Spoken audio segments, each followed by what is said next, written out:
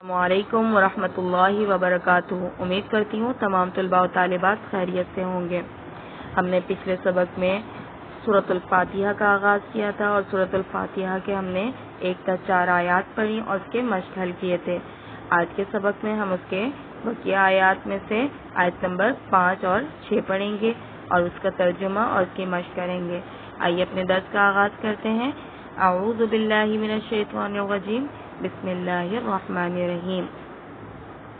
سبق نمبر ہے 6 سورۃ الفاتحہ اور آج ہمارے سبق کا 14واں دن ہے۔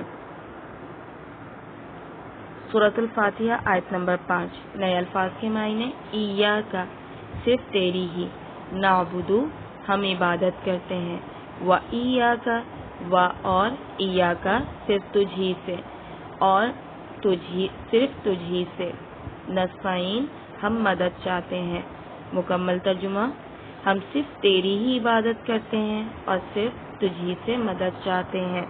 تو یہاں پر آیت میں بحیثیت مسلمان ہم اللہ تعالیٰ سے یہ فرما رہے ہیں کہ اللہ تعالیٰ سے کہتے ہیں کہ یا اللہ، ہم صرف تیری ہی عبادت کرتے ہیں اور ہر مشکل میں صرف تجھ ہی سے مدد چاہتے ہیں۔ اس کے بعد ہے آیت نمبر 6، سورۃ الفاتحہ آیت نمبر 6، نئے الفاظ کے معنی: اہدنا، اہدنا کے معنی ہے نا جو ہے یہ جمع کی طرف اشارہ کر رہا ہے۔ اہدنا، اہدی، اہدی کے معنی ہدایت دے، تو مکمل معنی ہے ہمیں ہدایت دے۔ اہدنا، ہمیں ہدایت دے۔ الصراط، صراط کہتے ہیں راستے کو، المستقیم، سیدھا، مکمل ترجمہ ہے ہمیں سیدھے راستے کی ہدایت دے۔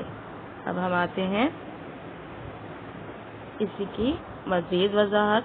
اللہ تعالیٰ سے ہر لمحہ سیدھے راستے کی دعا کرنی چاہیے۔ سیدھے راستے سے کیا مراد ہے؟ ایسا راستہ جس میں نفس کی پاکیزگی ہو، یعنی ہم ظاہر و باطنی طور پر اللہ تعالیٰ کی طرف ہوں، اللہ تعالیٰ سے رجوع کریں اور گناہوں سے بچیں۔ اور اس کے لیے ہمیں کسی غار میں یا کسی کونے میں چھپ کر بیٹھنے کی ضرورت نہیں، بلکہ لوگوں کے ساتھ مل کے دنیا اور آخرت کے دونوں کے معاملات کر کے ہی ہم سیدھا راستہ حاصل کر سکتے ہیں۔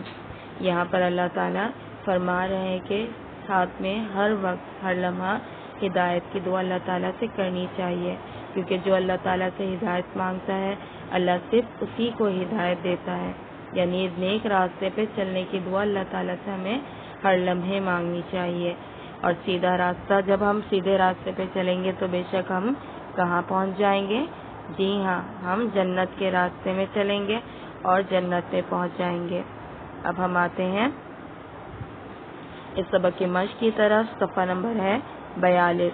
سوال نمبر 1 ہے درست جواب پر صحیح کا نشان لگائیں۔ جملہ نمبر 1 ہے اہدنا کا مطلب ہے۔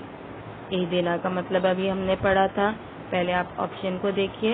پہلا ہے ہدایت دے ہمیں، دوسرا ہے ہدایت دے ان کو، تیسرا ہے ہدایت دے آپ کو۔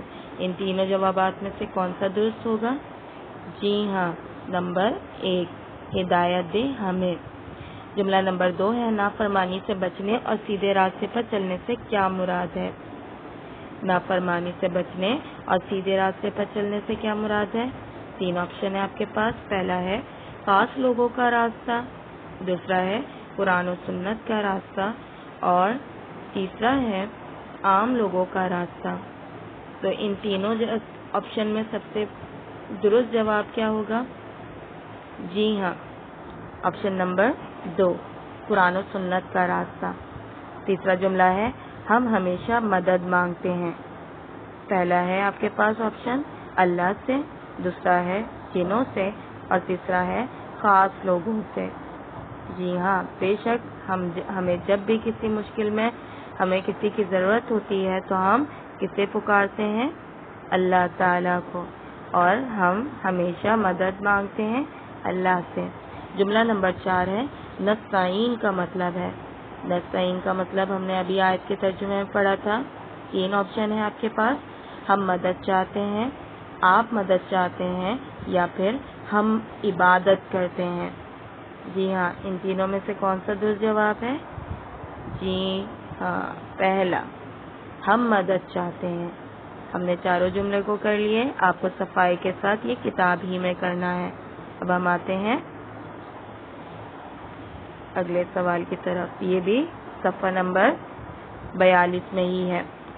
سب سے پہلے آپ کے پاس ہے سوال ہم پڑھتے ہیں. عربی الفاظ کو ان کے درست معنی کے ساتھ ملائیں. لفظ ہے نعبدو. نعبدو کے معنی ہیں ہم عبادت کرتے ہیں. دوسرا لفظ ہے آپ کے پاس اہدنا. یہ بھی ہم نے سوال میں ترجمے میں پڑھا اور مشق میں بھی کیا. جی ہاں، اس کے معنی ہیں ہمیں ہدایت دے. اس کے بعد آپ کے پاس لفظ ہے علیکم. کیا ہے؟ علیکم. اس کے معنی ہیں آپ سب پر. اس کے بعد ہے ہمارے پاس نیا لفظ نستعین. نستعین کے معنی ہیں ہم مدد چاہتے ہیں. پھر ہے الصراط. اس کے کیا معنی ہیں؟ جی ہاں، الصراط کے معنی ہیں راستہ. اور یہ بھی مشق آپ کے صفحہ نمبر 42 ہی میں ہے. آپ کو یہ دونوں مشق صفائی کے ساتھ کتاب ہی میں کرنا ہے. اب ہم آتے ہیں سرگرمی کی طرف. ہدایت 1. دیے گئے الفاظ معنی اور عربی مع ترجمہ کاپی میں صفائی سے لکھیں. ہم نے آیت نمبر 5 اور 6 پڑھے الفاظ معنی کے ساتھ. سب سے پہلے صفائی سے آپ کو الفاظ معنی لکھنے ہیں اور اس کے بعد آیت کے عربی مع ترجمہ کرنا ہے اگلے صفحے سے. ہدایت 2 ہے صفحہ 42 سوال 1 کتاب ہی میں صفائی سے کریں. ہدایت 3 صفحہ 42 سوال 2 کتاب ہی میں صفائی سے کریں. امید ہے کہ آج کا درس آپ کی سمجھ میں آ گیا ہوگا. یہیں پر سبق کا اختتام کرتے ہیں. جزاک اللہ خیر. السلام علیکم ورحمۃ اللہ.